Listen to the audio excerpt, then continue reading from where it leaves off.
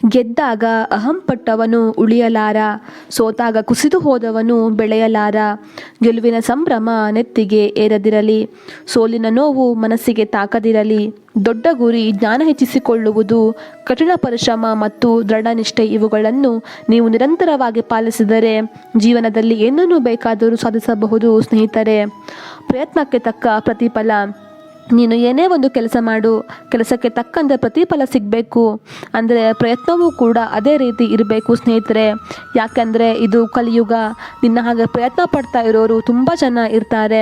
ಒಂದೊಂದು ಕ್ಷಣವೂ ಕೂಡ ಮತ್ತು ಒಂದೊಂದು ಸೆಕೆಂಡ್ಸ್ ಕೂಡ ತುಂಬ ಇಂಪಾರ್ಟೆಂಟ್ ಆಗಿರುತ್ತದೆ.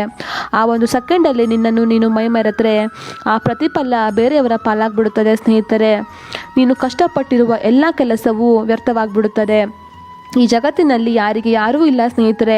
ನೀನು ಒಂದು ಒಳ್ಳೆಯ ಗುರಿ ತಲುಪೋಕೆ ಹೊರಟಿದೀಯಾ ಅಂತ ಅಂದರೆ ದಯವಿಟ್ಟು ಯಾರಿಗೂ ಹೇಳಬೇಡಿ. ಯಾಕಂದರೆ ನಿಮ್ಮನ್ನು ಆ ಕೆಲಸಕ್ಕೆ ಬೆಂಬಲ ನೀಡುವ ಜನರಿಗಿಂತ ತುಳಿಯುವವರು ತುಂಬ ಜನ ಇರ್ತಾರೆ. ಮತ್ತು ಆ ಕೆಲಸ ಅನಿವಾರ್ಯ ಕಾರಣದಿಂದಾಗಿ ಆಗಿಲ್ಲ ಅಂತ ಅಂದರೆ ಹಿಂದೆಯಿಂದ ಆಡ್ಕೊಂಡು ಹೋಗೋರು ತುಂಬ ಜನ ಇರ್ತಾರೆ ಸ್ನೇಹಿತರೆ. ಆದ್ದರಿಂದ ಮೊದಲ ಪ್ರಯತ್ನದಲ್ಲಿ ಗೆಲ್ಲುವವರು ಬದುಕಿನಲ್ಲಿ ಗೆಲ್ಲಬಲ್ಲರು. ಆದರೆ ಮೊದಲ ಪ್ರಯತ್ನದಲ್ಲಿ ಸೋತುವವರು ಇಡೀ ಜಗತ್ತನ್ನೇ ಗೆಲ್ಲಬಲ್ಲರು. ಯಾಕಂದರೆ ಸಂಕಟದೊಂದಿಗೆ ಸೆಣಸಾಡುವ ಮನಸ್ಸಿಗೆ ಛಲ ಹೆಚ್ಚಾಗಿರುತ್ತದೆ. ಪ್ರಯತ್ನ ಅನ್ನೋದು ಯಾವಾಗಲೂ ವ್ಯರ್ಥವಾಗೋದಿಲ್ಲ ಸ್ನೇಹಿತರೆ.